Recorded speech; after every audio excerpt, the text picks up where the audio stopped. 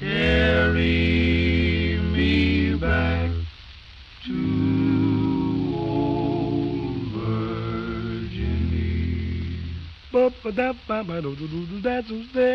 Carry me back to old Virginia. There's where the cotton and the corn. My guest for the next 3 episodes is Brent Tarter, a retired historian and senior editor at the Library of Virginia. Mr. Tarter is a founding editor of the Dictionary of Virginia Biography, co-founder of the Virginia Forum, Virginia's annual history conference, author of many articles and essays published in scholarly journals, as well as the author of 16 books, including a new volume being published this month by the University of Virginia. Virginians and Their Histories is the result of research spanning 50 years. The work was put on hold for a while, but Brent returned to the project and completed it early this year. Unlike other Virginia histories, Tarter's work seeks to focus on the lesser-known facets and peoples that often don't make Virginia's history books. He does still mention some of those more famous names and places, but this new volume brings to life stories from Virginia's women, slaves, natives, and poorer population. He shows how those figures also influence the Commonwealth's story beyond the key figures that we all know about. This first episode introduces us to Mr. Tarter's work and briefly covers Virginia's earliest period up to the dawn of the 18th century. Stay tuned for the next 2 episodes as we continue our discussion of this new book and Virginia's story, and visit the show notes page for more information.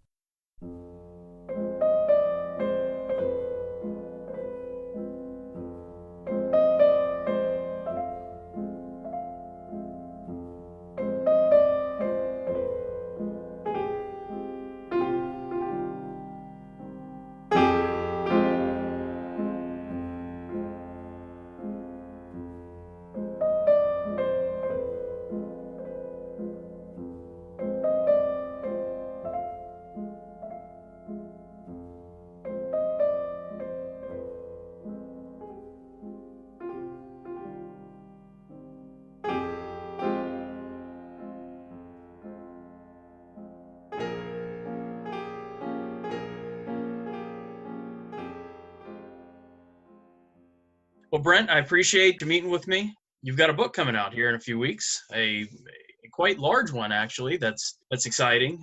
Before we started recording here, we were talking a little bit about some of the Virginia histories that have been done over the years, and you mentioned that this is only going to be the 3rd one done by a professional historian covering Virginia's history, correct?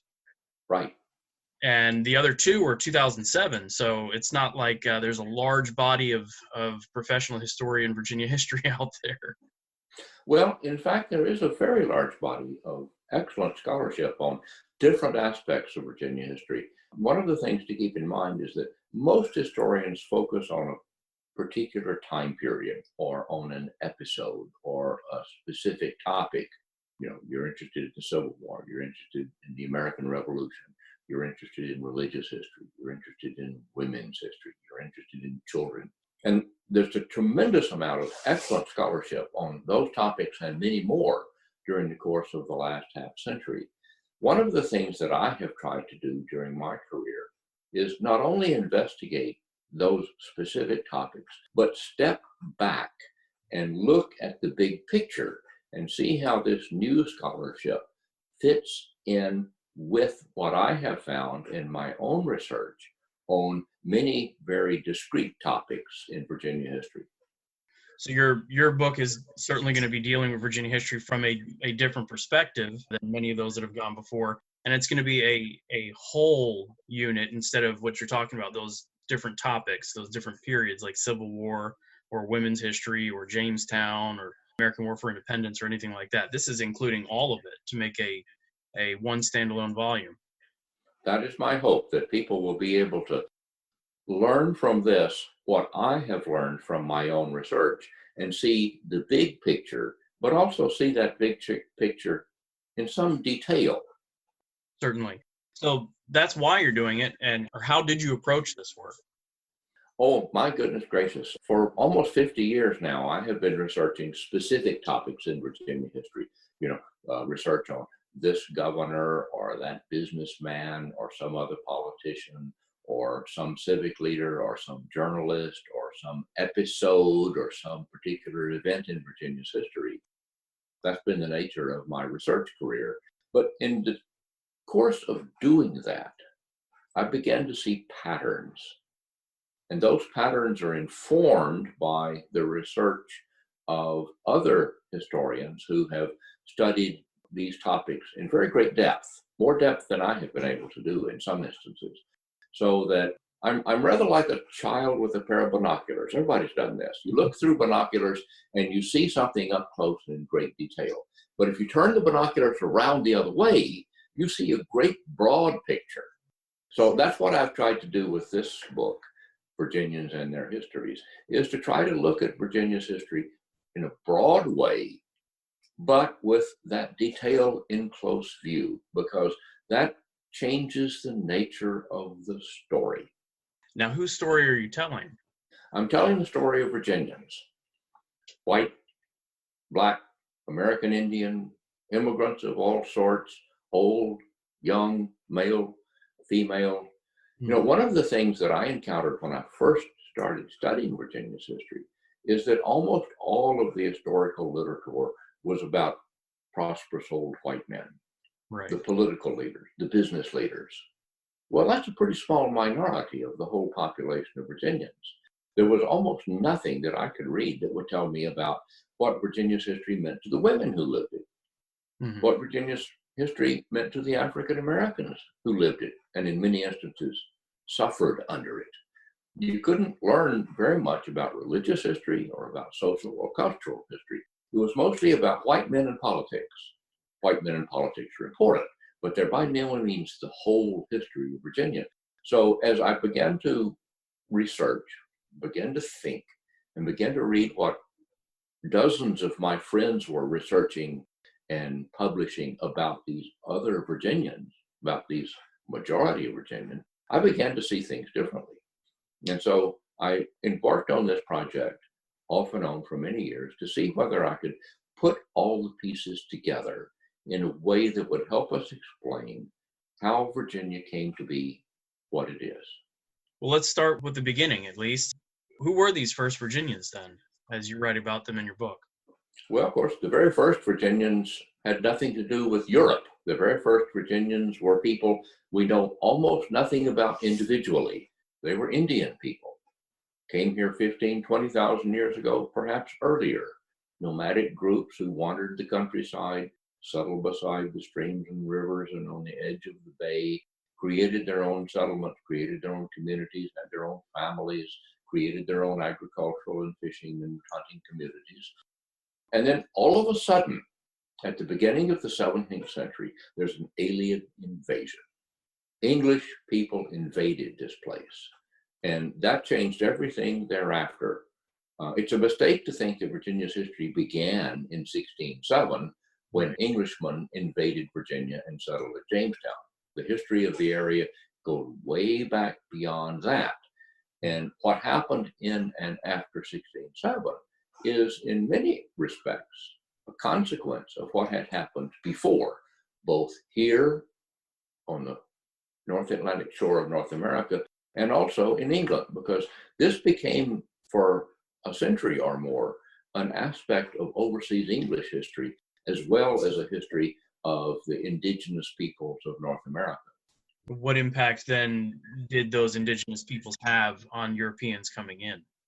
Well, the Europeans would never have survived without the help of the Indians who were already here.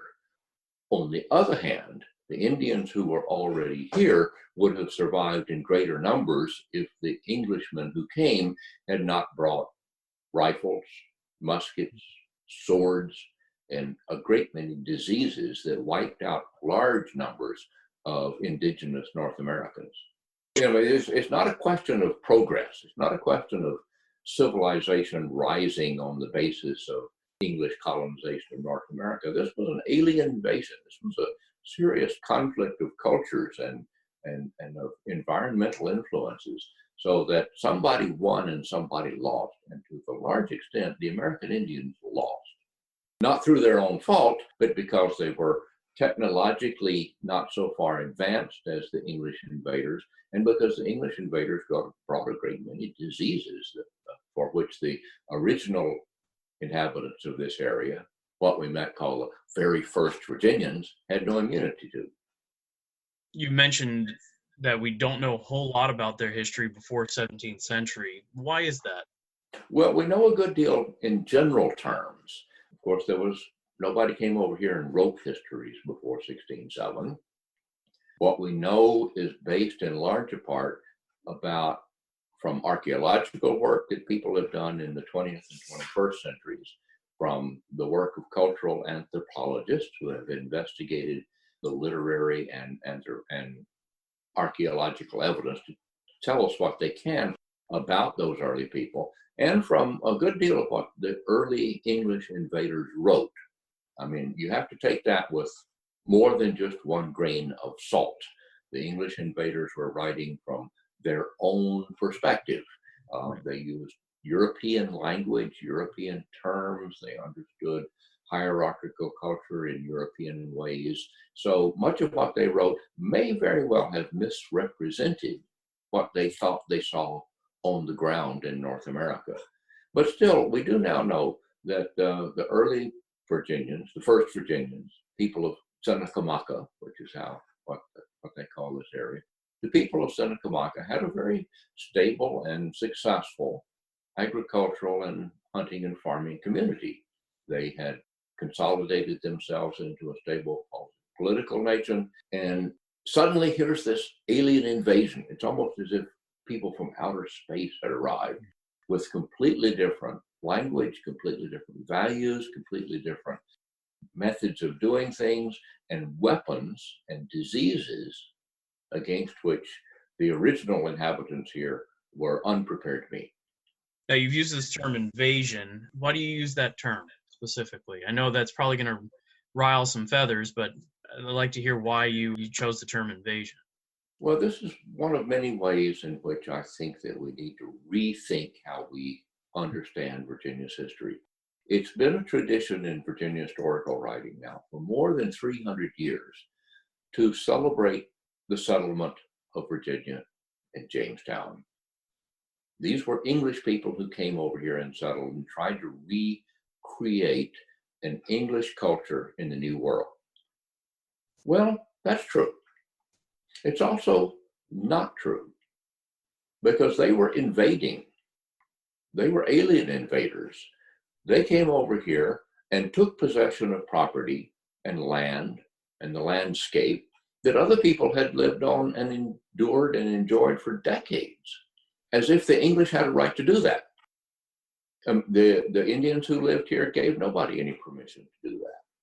This is not a matter of the English coming over here to do something great. This is clearly an invasion of one people into the habitat of another.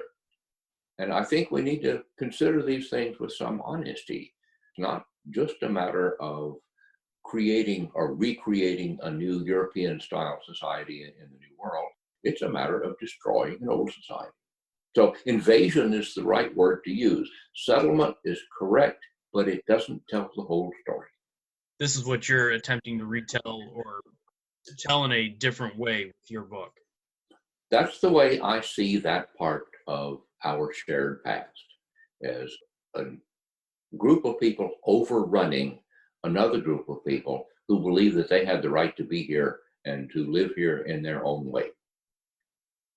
Now, understanding that conflict, that wasn't, and I'm not passing that off at all, but to continue down the path here in the 17th century, the English do come in, they settle, they have conflict with the Powhatan tribes, Paspaheghs and so on.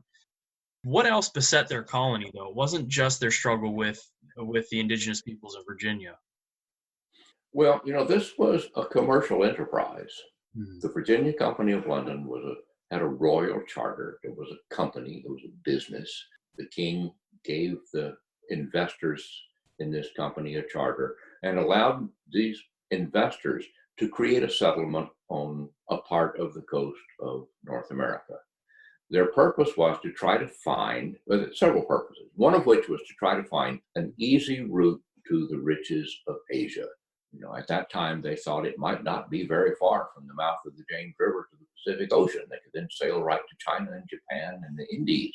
Well, of course, we know now that's not the case, but they didn't know that then.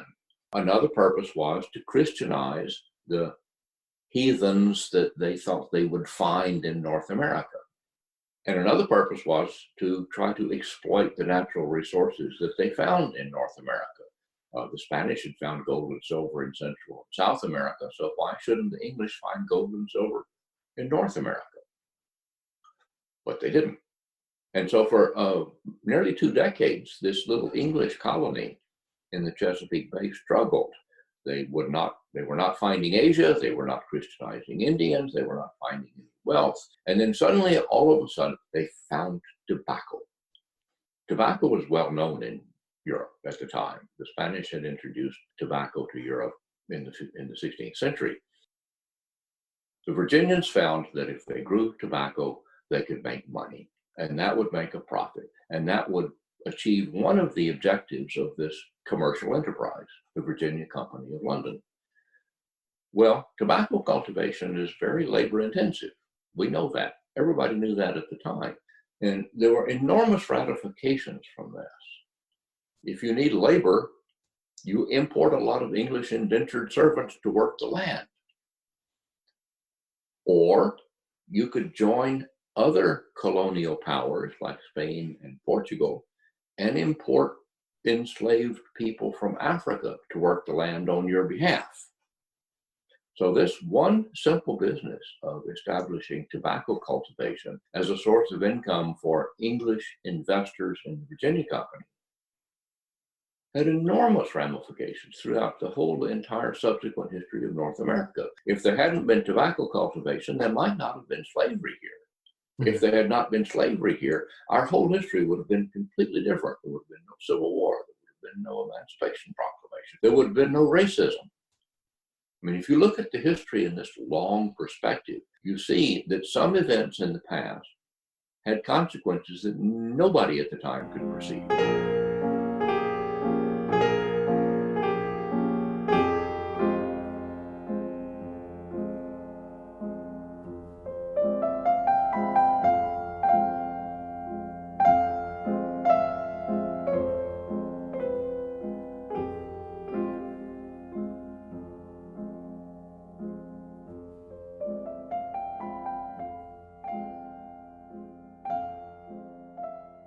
So tobacco is cultivated, then it needs a lot of land, which expands the colony base away from Jamestown, quickly up the rivers throughout the Tidewater region, which affects government. Now, you've got an interest in the political realm for certain, and you do talk about this quite a bit in your book, but this government and the development of government in Virginia is very innovative in the 17th century. Can you discuss that a little bit?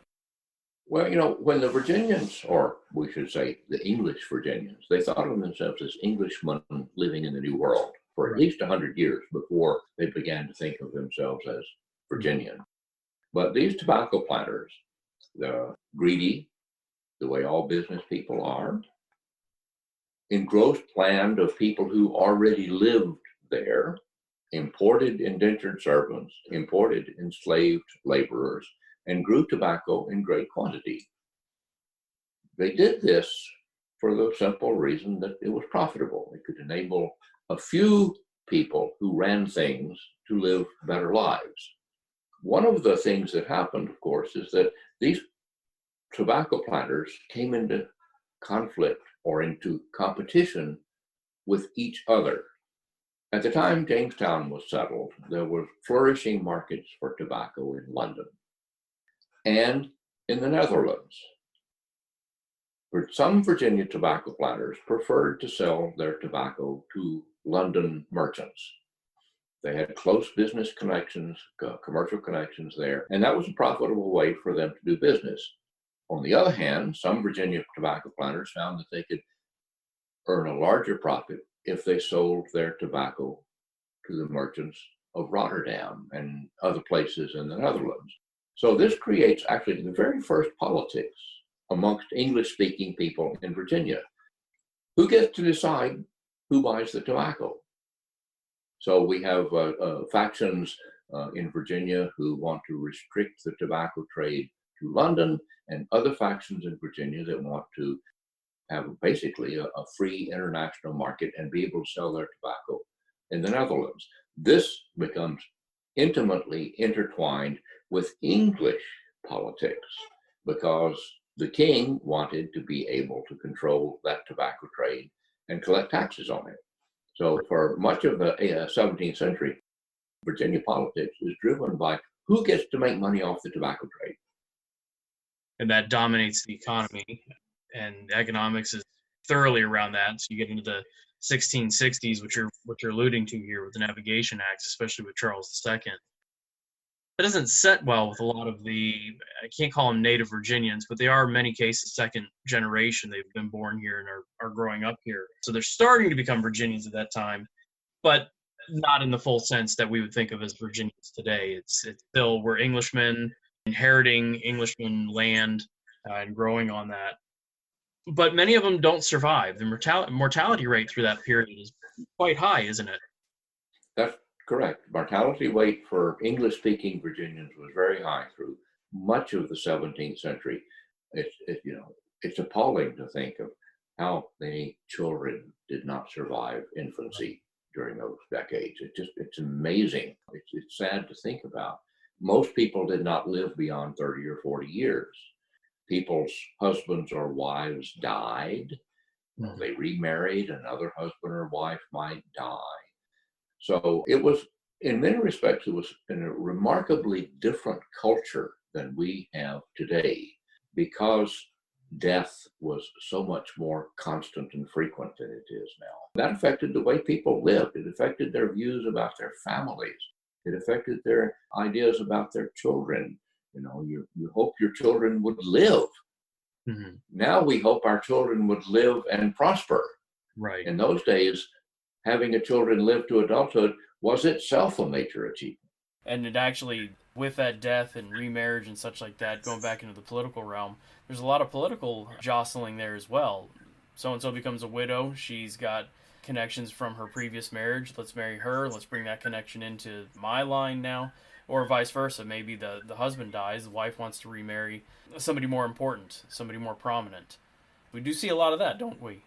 Oh, yes. And in fact, this contributes to the development of the political and economic leadership class in Virginia during the entire of the colonial period. Death was a constant companion of everyone. People died, women died, men died, children died. In those days, people, adults who lost a spouse, frequently remarried soon. Very soon, yes. We don't do that these days, but they did that then, the same way English people at the same time did. But if a man died and his property went to his widow and children, and then the widow remarried, the new husband gained that property. Right. This propagates throughout the generations. So you begin to get a closed society of elite people who intermarry with other members of that elite society. And when they do so, they accumulate property at the same time. It's crass to think that that's the only reason they married, but some of them probably did marry more or less to increase their wealth. So that by, long before the American Revolution, you have a Virginia ruling class that is a kind of a miniature reflection of the English ruling class, with wealthy people and everybody else. Everybody else included poor white people, enslaved people, and Indian people. Now that ruling class, though, was quite small, as you alluded to in the beginning of this discussion. Yes, that's true. The proportion of Virginians or white Virginia men who ran the counties and the parishes and the General Assembly and the government was quite small. It was very hierarchical. It was elitist. It was exclusive, so that only a minority of adult white men took part in running the colony. Women had no real say-so for most of the period. And of course, what we would now call working people, indentured servants, slaves, they had no say-so at all. So in your book, you attempt to add their stories to the record. In what ways do you go about doing that? One of the things that I have done over my many years of studying Virginia's history is collect anecdotes. We have a great deal of scholarship about tobacco planting, about the politics, about the structure of government, about the structure of society, about the structure of the family units, and about how the culture in the society works. But in doing my research, I've come across a good many stories. And these stories illuminate what all of that meant for the people who lived that history. You know, wives, widows, children, enslaved people, hired laborers, servants. Their perspectives and their stories are largely missing from much of our old historical narrative. I have tried to bring their stories into the larger narrative in order that we can understand Virginia's history as not just the history of the great men that we learned about in school, but the histories of all the other people. And some of that history is pretty sad. Some of that history is really rather tragic. Some of that history is difficult to swallow. We tend to want to romanticize the past. We tend to want to celebrate the good parts of the past, but the bad parts get lost in the process. The histories of ordinary people tend to get lost if we look at it that way. And that has always seemed to me to be an injustice to those people. It has always seemed to me that it distorts the historical experience as well, because we tend to focus then on a very tiny minority of prosperous old white men. I'm an old white man.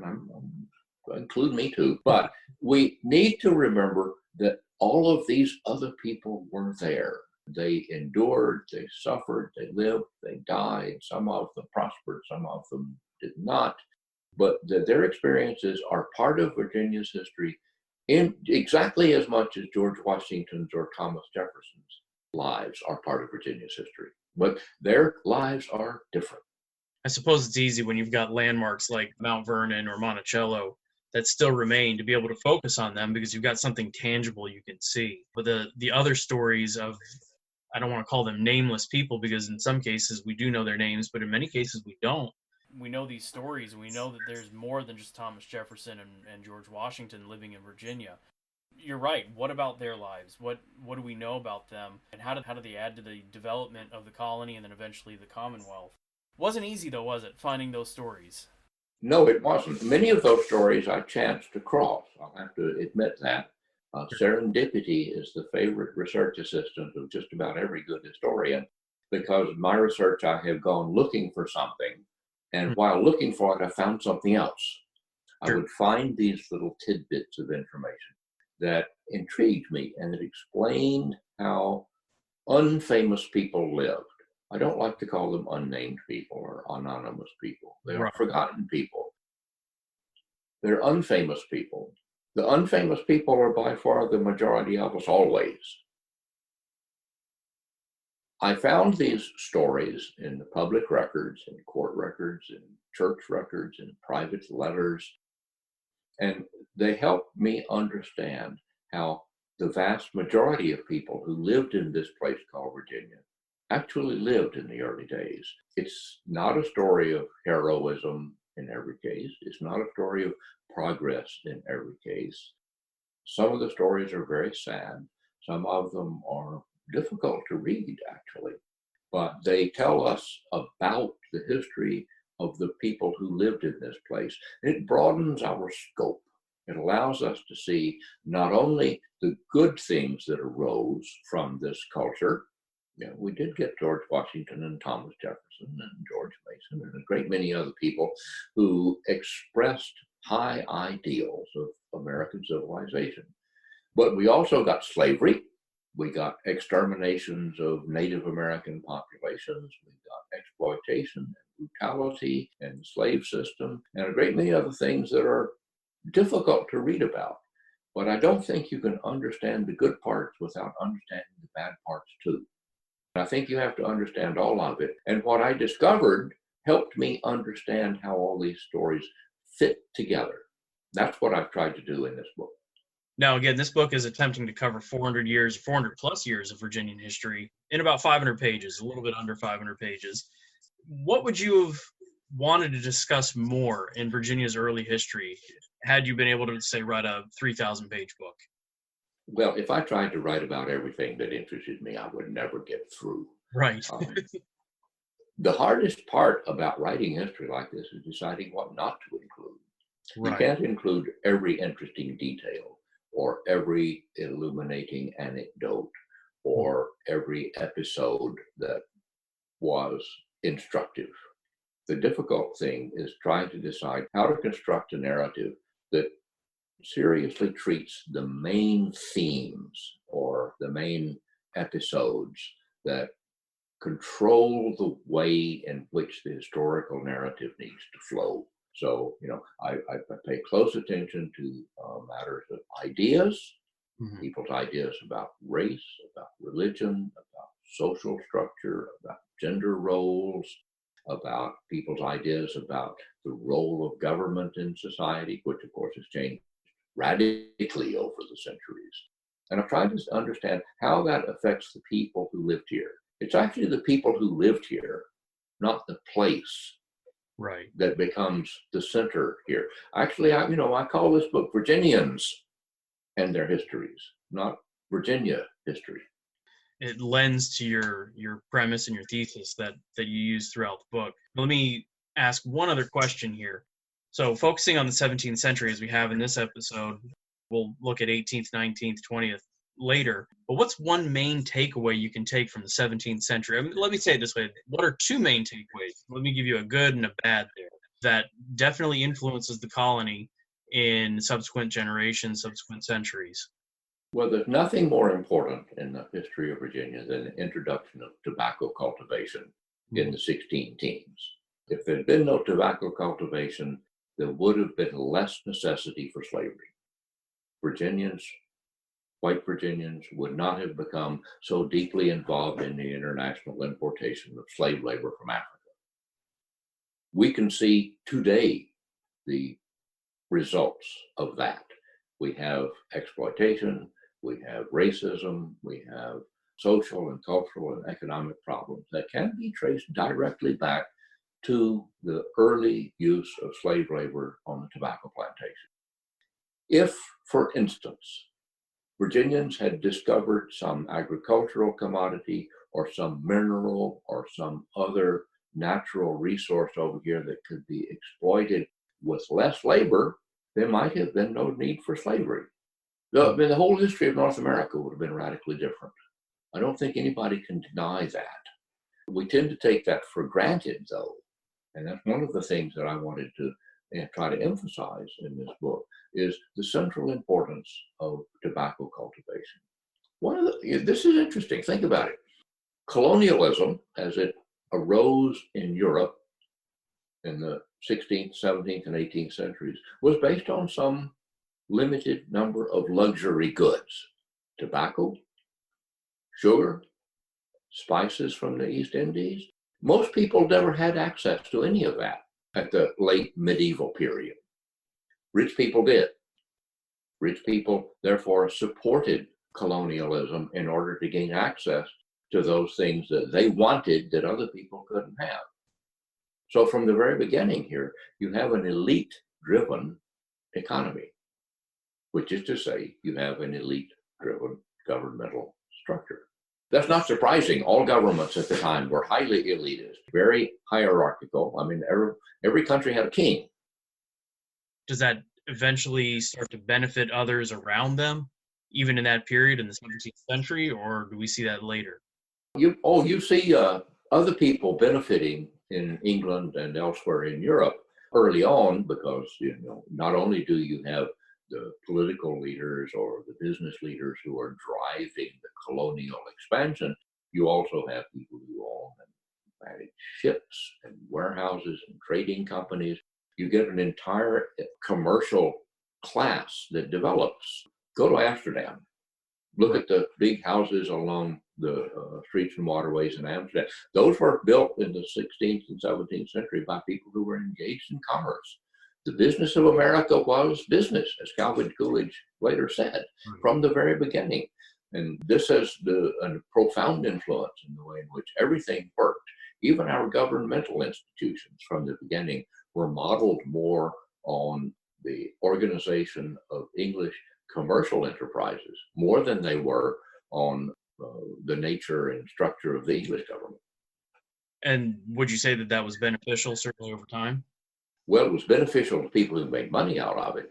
I wouldn't say that it was beneficial to the poor laboring classes or to the enslaved people. It did direct the nature of development and the way in which the historical process unfolded.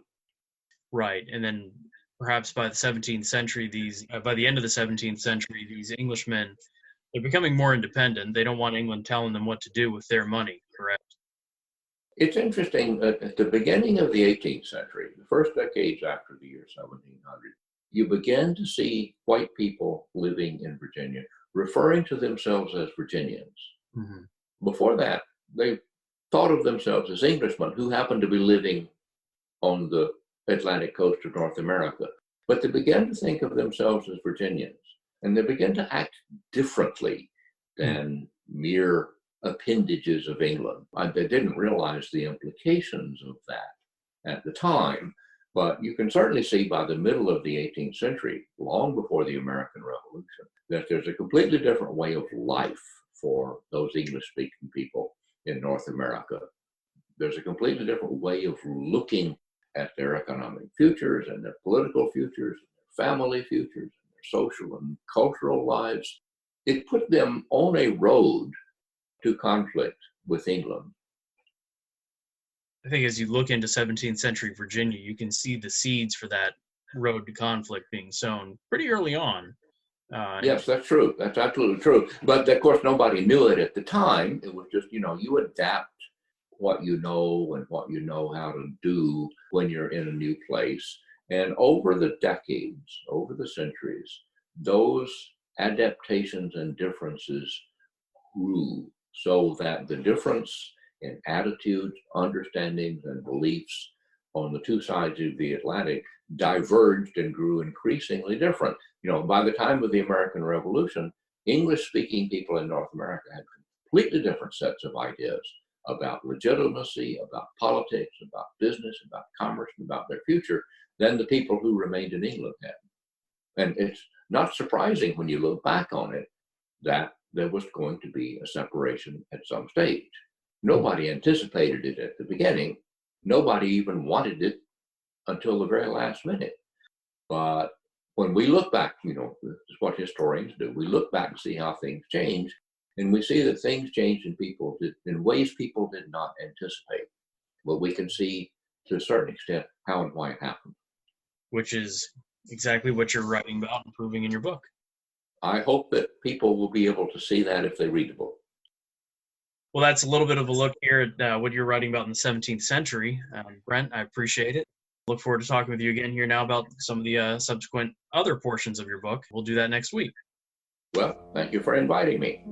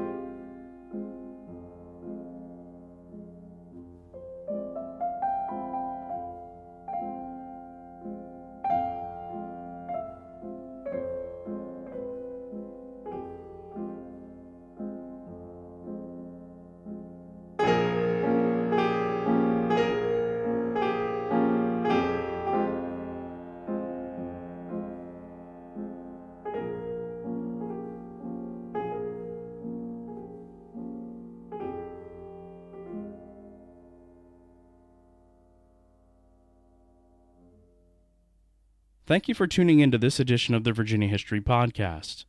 Please help this colony to keep growing. Start by following us on your favorite podcast provider and visit the show notes page for each episode. Those can be found at vahistorypodcast.com. Next, please consider supporting the work financially on Patreon.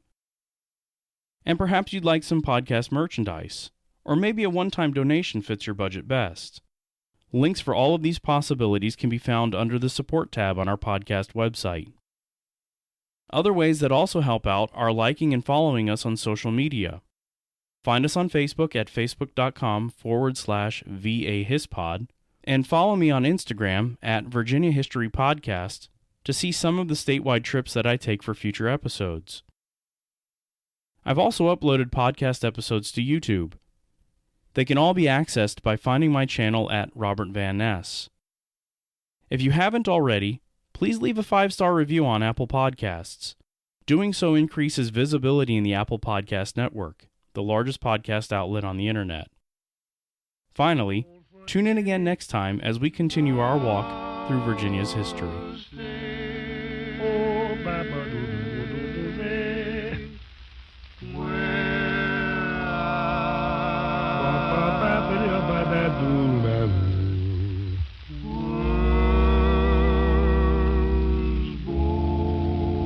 Mas tudo bate despedido dos embazes.